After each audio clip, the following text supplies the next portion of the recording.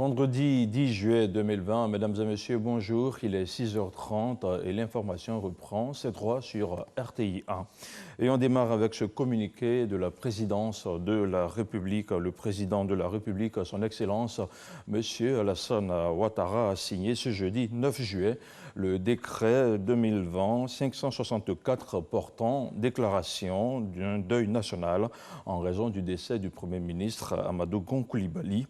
Ainsi, conformément à ce décret, un deuil national de 8 jours est déclaré du vendredi 10 au vendredi 17 juillet 2020.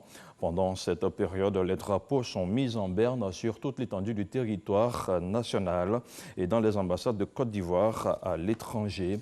Le ministre d'État, ministre de la Défense, le ministre des Affaires étrangères, le ministre de l'Administration du territoire et de la décentralisation et le ministère de la Sécurité et de la Protection civile sont chargés en chacun ce qui le concerne de l'exécution du présent décret qui sera publié au journal officiel de la République de Côte d'Ivoire, fait à Abidjan le 9 juillet 2020, signé Alassane Ouattara. Et puis, 24 heures après le décès du Premier ministre Amadou Gon Coulibaly, le chef de l'État s'est rendu à la résidence de la mère du chef de gouvernement. Alassane Ouattara est allé présenter ses condoléances à la famille éplorée. Alexisa Ouedraogo. À la résidence de la mère d'Amadou Gon ce jeudi, vive émotion. Le chef de l'État Alassane Ouattara est aux côtés de la famille éplorée. Pas de place pour les discours. Les paroles sont rares, les mots sont de consolation. Proche de la famille, la grande chancelière Henriette Dagui Diabaté est venue elle aussi pleurer la séparation. Dans la cour, sous préaux et chapiteaux, ministres, parents, amis, collaborateurs sont présents. Moment de recueillement, de prière pour le repos de l'âme du défunt.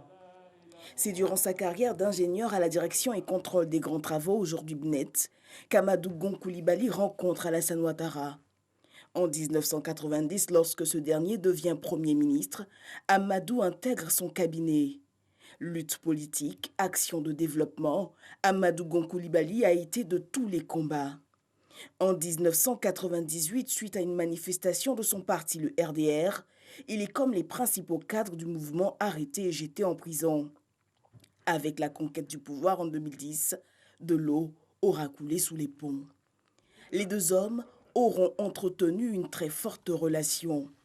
Alassane Ouattara le dira, « Je rends hommage à mon jeune frère, mon fils Amadou Gon Coulibaly, qui a été pendant 30 ans mon plus proche collaborateur. » Il a un peu moins de 14 heures lorsque le chef de l'État quitte la résidence de Fatoumata Gon Coulibaly, la mère de celui qui aura été son homme de tous les combats, son fidèle et loyal Amadou Gon Coulibaly.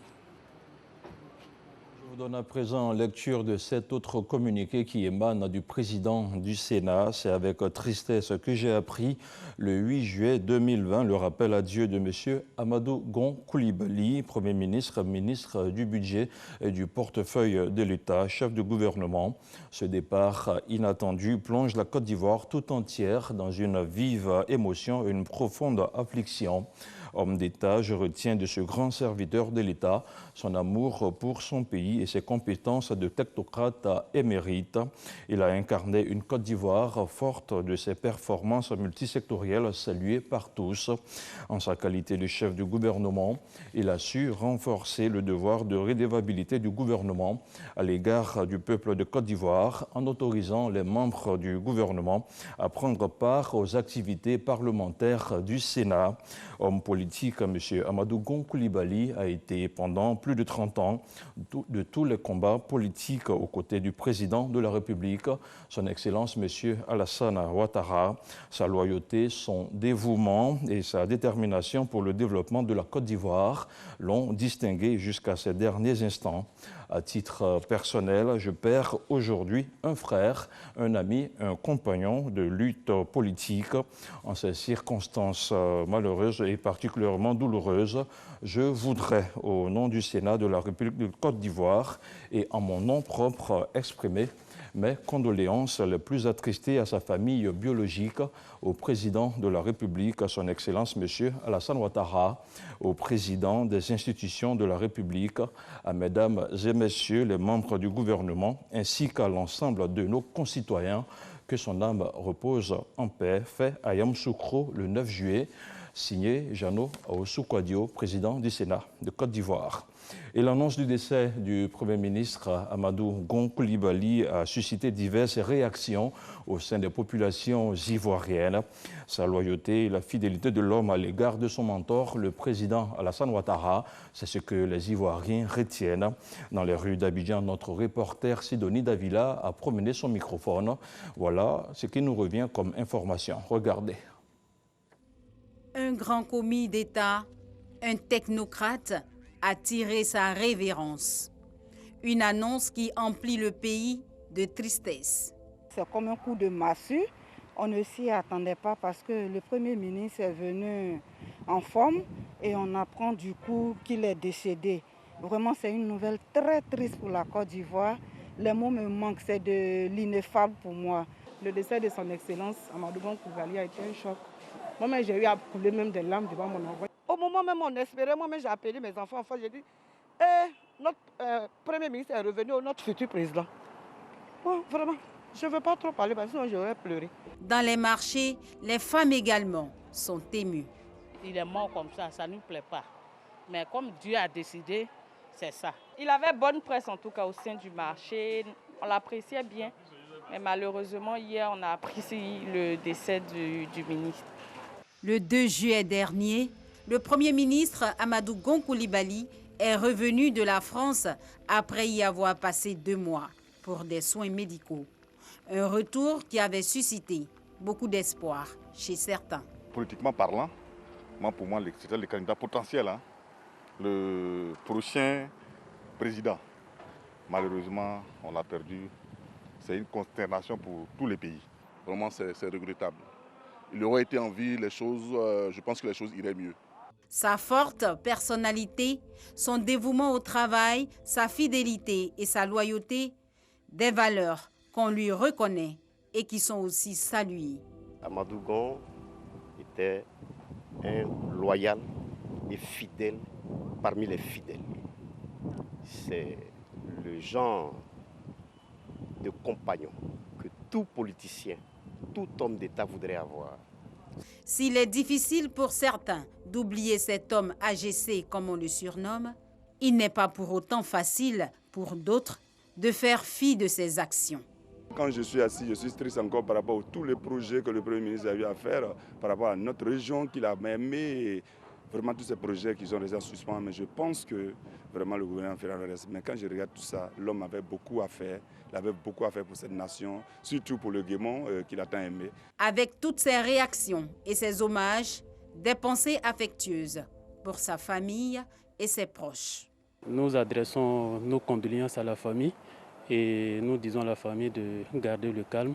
Nous sommes avec la famille. La disparition du Premier ministre Amadou Gon Coulibaly ce 8 juillet estime ses pairs. C'est une page de notre histoire à tous qui se tournent et une part de la Côte d'Ivoire qui s'en va. Et comme vous pouvez le constater, c'est toute la Côte d'Ivoire qui rend un hommage appuyé à l'illustre disparu. Le Premier ministre Amadou Gon Coulibaly avait des valeurs cardinales jusqu'à sa mort. Il est resté fermement attaché à sa foi islamique, mais surtout et surtout à sa culture sénoufo. Mahama Traoré.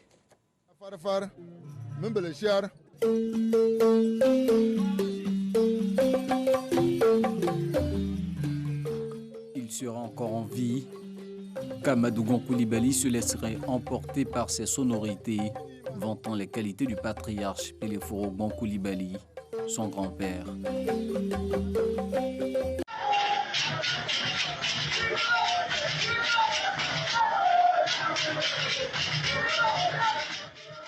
Derrière le brillant technocrate et l'homme d'État qui était le défunt Premier ministre, se cache aussi le Sénoufo attaché à sa culture. Bon Blaisier, de son nom du terroir, ne s'en cachait pas à chaque fois que l'occasion se présentait.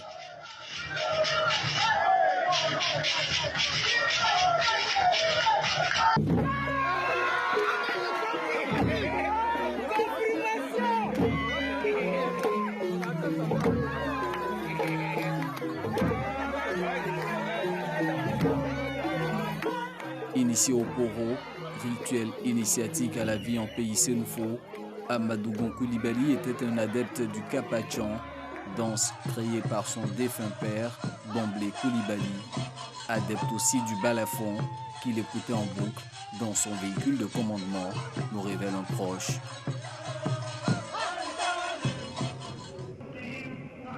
Dieu, Allah, était aussi présent dans la vie de celui qu'on surnomme le lion. En août 2018, il part accomplir le pèlerinage musulman aux côtés du président Alassane Ouattara. Moins d'un an après, en mai 2019, El Hadj Amadou Gon Coulibaly retourne en Terre Sainte pour la Oumra, le petit pèlerinage.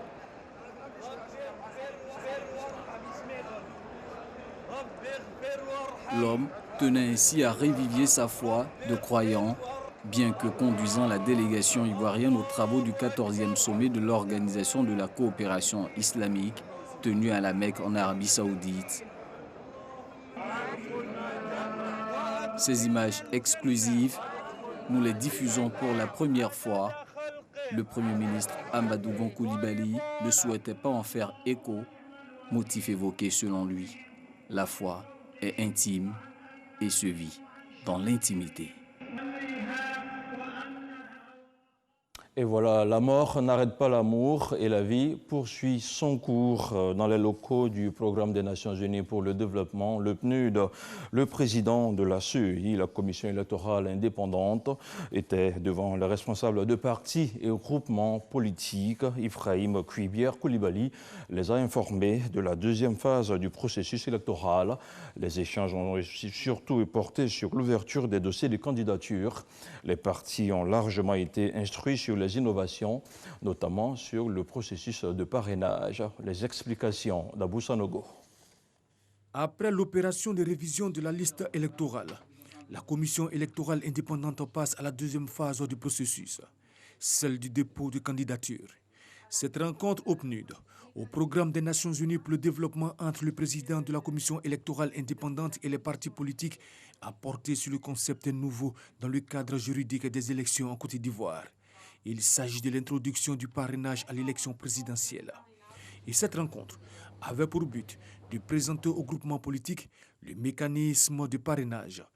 C'est une nouvelle institution dans le processus électoral qui est concernée par le parrainage. Comment se fera le parrainage?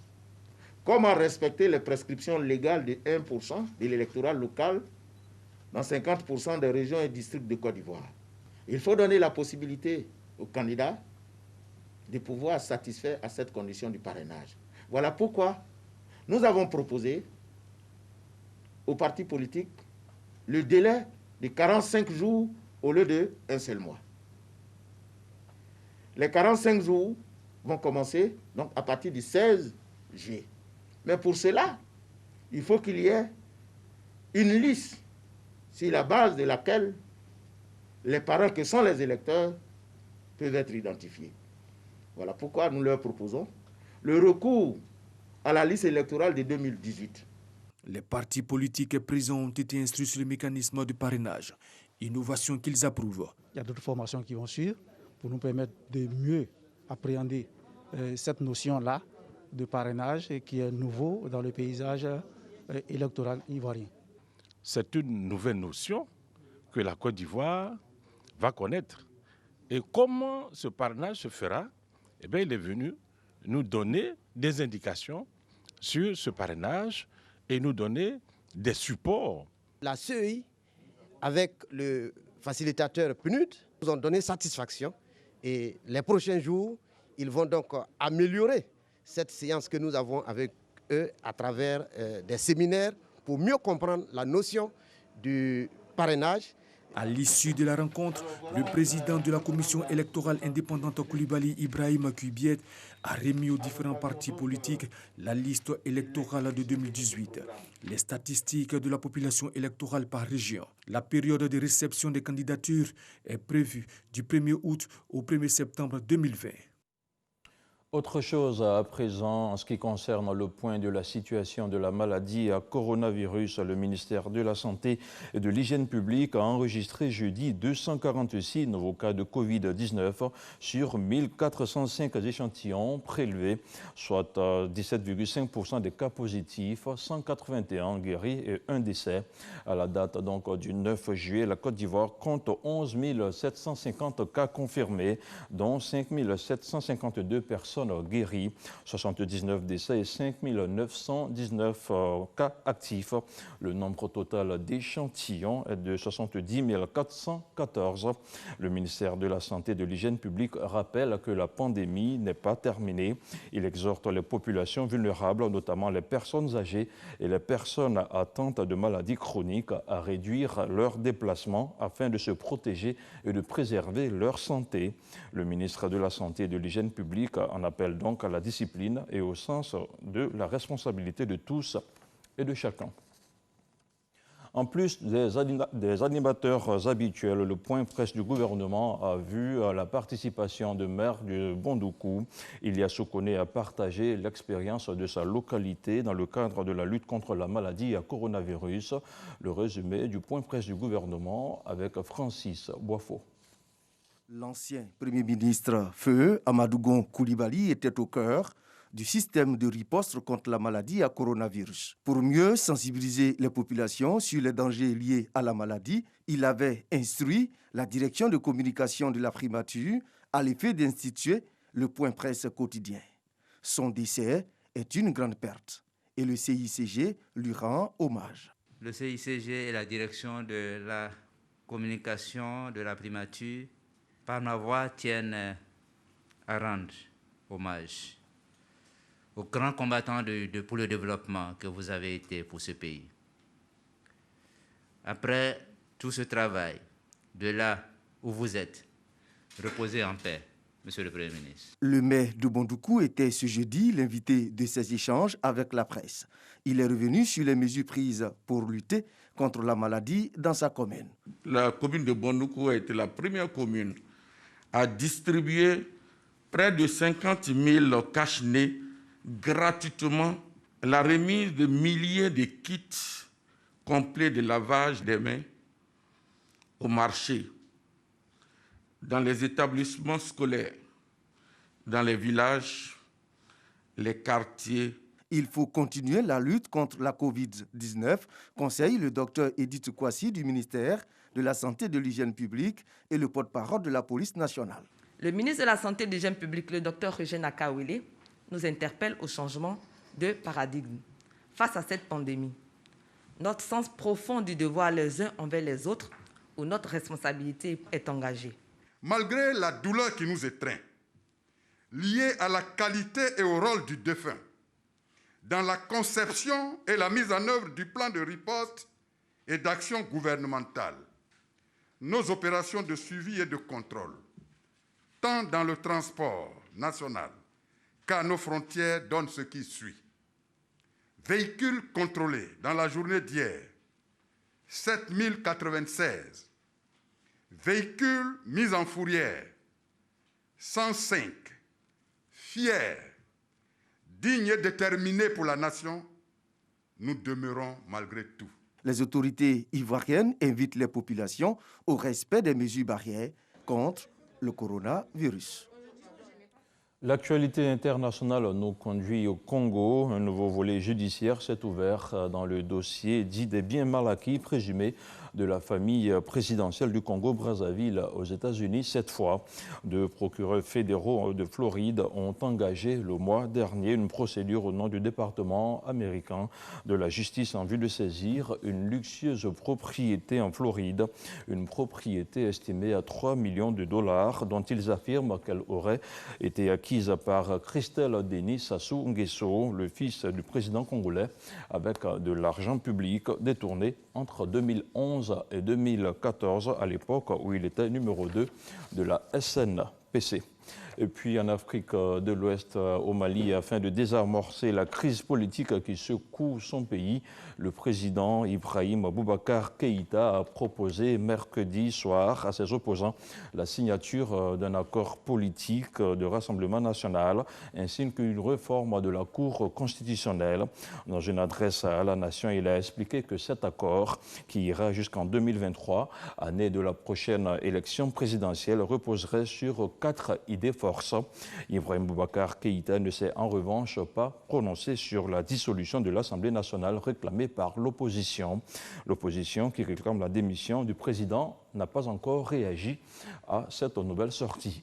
Et voilà qui referme ce point d'information sur RTI 1. Merci à vous tous qui l'avez suivi. L'édition de 13h que vous sera présentée par Hamza Diaby.